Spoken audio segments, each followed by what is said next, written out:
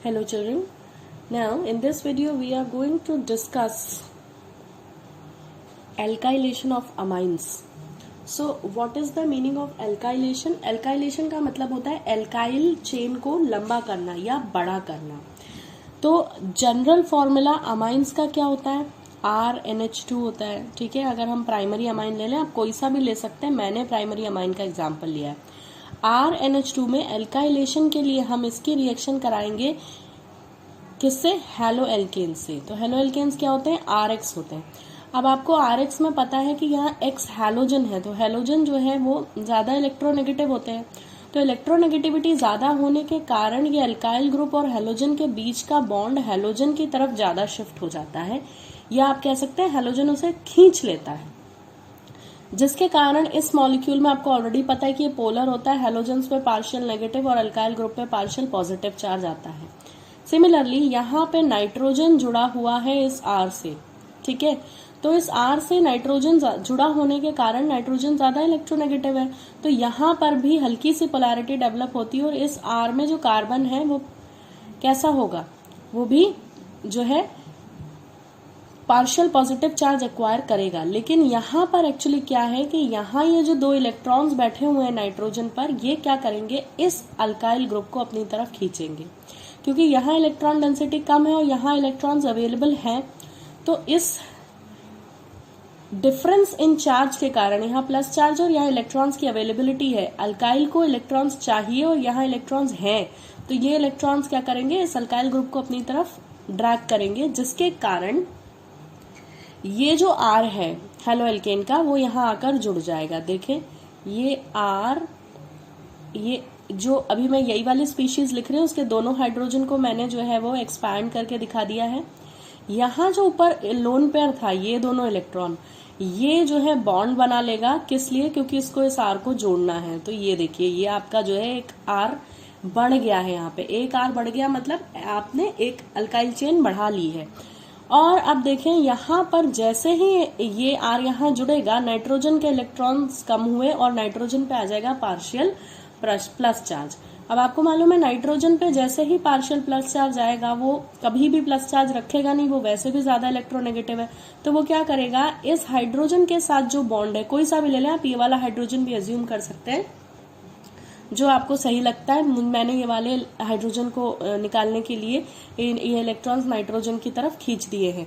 तो नाइट्रोजन क्या करेगा? इस हाइड्रोजन के इन दोनों इलेक्ट्रॉन्स को, या ये कह लें कि ये जो बॉन्ड बनाया इसके इलेक्ट्रॉन्स को अपनी तरफ खींचेगा, जिसके कारण ये हाइड्रोजन यहाँ से H+ के फॉर्म में फ्री होगा। और जब ये हाइड्रोजन यहाँ से H+ के फॉर्म में फ्री होगा, तो ये हैलोजन इसे बुला लेगा, क्योंकि यहाँ हैलोजन ऑलरेडी इलेक्ट्रॉन्स लेके बैठा है। देखिए ये जो RX है ये कैसे अलग हुआ था? R+ और X- के फॉर्म में। तो ये R+ तो इस नाइट्रोजन पे जुड़ गया लोन पेयर से, लेकिन ये हैलोजन अभी भी बचा हुआ है। तो ये हैलोजन कहाँ खींच के चला जाएगा? इस H के साथ। तो ये स्पीशीज क्या बन गई? RN R और एक H। तो ये जो है आपका क्या हुआ? लोन पेयर नाइट्रोजन पे वापस आ गया, क्योंकि इसने ये इलेक्ट्रॉन्स ड्रैग कर लिए, और साथ में एक हाइड्रोजन हैलाइड की स्पीशीज यहाँ पे बन जाती है। तो अब देखें आपका क्या हुआ? स्टार्टिंग मटेरियल था 1 डिग्री अमाइन, और 1 डिग्री अमाइन का एल्काइलेशन करा के आपने क्या बना लिया? 2 डिग्री अमाइन बना लिया, है ना। इसी में मैं अगर एक एग्जाम्पल ले लेती हूँ, तो मैं R की जगह CH3, ओके एग्जाम्पल हम बाद में लेंगे, मैं आपको इसी चेन को और आगे बढ़ाकर बता देती हूँ। देखिए ये बन गया 2 डिग्री अमाइन 1 डिग्री से। इस 2 डिग्री अमाइन को आप फिर से एक और जो है RX से रिएक्ट करा दें, एक और अल्काइल हैलाइड से, या हेलो एल्केन जो भी कहना चाहे, तो फिर से वही होगा। ये लोन पेयर जो है इस R को बुलाकर अपने पास अटैच कर लेगा, और ये हाइड्रोजन इस X के साथ चला जाएगा। तो अब देखें क्या होगा? यहाँ पर फिर से जो है क्या हुआ? ये स्पीशीज तो इतनी थी ही, ये वाली तो जो है 2 डिग्री का सेम टू सेम मैंने लिखा है। ये लोन पेयर क्या करेगा? इस R को अपने साथ जोड़ेगा ऐसे, और जैसे ही लोन पेयर ने जोड़ा, इस पर आएगा प्लस चार्ज। जैसे ही प्लस चार्ज आया, यहाँ ध्यान रखें X- वेट कर रहा है, जैसे ही यहाँ प्लस चार्ज आया, नाइट्रोजन क्या करेगा? हाइड्रोजन के साथ वाला बॉन्ड तोड़ के इलेक्ट्रॉन्स को अपने ऊपर उठा लेगा, और जैसे ही ऐसा होगा तो ये स्पीशीज किस में चेंज हो जाएगी? RN R, सब कुछ सेम टू सेम है, यहाँ पर एक R आपने अभी एक्स्ट्रा जोड़ा है ये वाला, और हाइड्रोजन के इलेक्ट्रॉन्स उठ के कहाँ चले गए, नाइट्रोजन पे। और ये हाइड्रोजन जो यहाँ से फ्री हुआ है, ये वाला हाइड्रोजन जो यहाँ से फ्री हुआ है, ये इस वाले हैलोजन के साथ चला जाएगा और आपको यहाँ भी साथ में +1 मॉलिक्यूल ऑफ HX मिलेगा।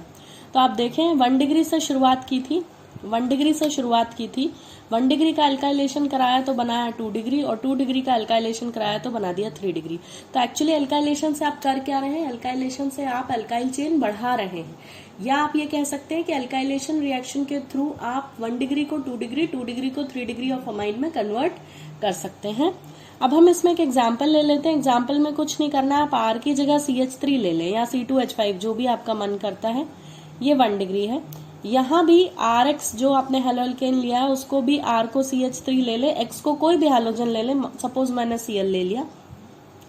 अब आपको मालूम है कि इस कार्बन और इस क्लोरीन में इलेक्ट्रोनेगेटिविटी डिफरेंस है, तो यहाँ पर भी वही होगा जो मैंने एक्सप्लेन किया। यहाँ पार्शियल नेगेटिव, यहाँ पार्शियल पॉजिटिव चार्ज आएगा, और इस पॉजिटिव को कौन अट्रैक्ट करेगा, ये लोन पेयर।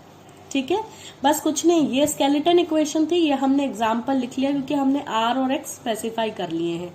तो क्या होगा यहाँ पर देखें, ये बन जाएगा CH3NH2 को मैं ऐसे एक्सपैंड कर देती हूँ क्योंकि हमें हाइड्रोजन हटाना है, और इस वाले लोन पेयर पे कौन जुड़ जाएगा, ये वाला CH3।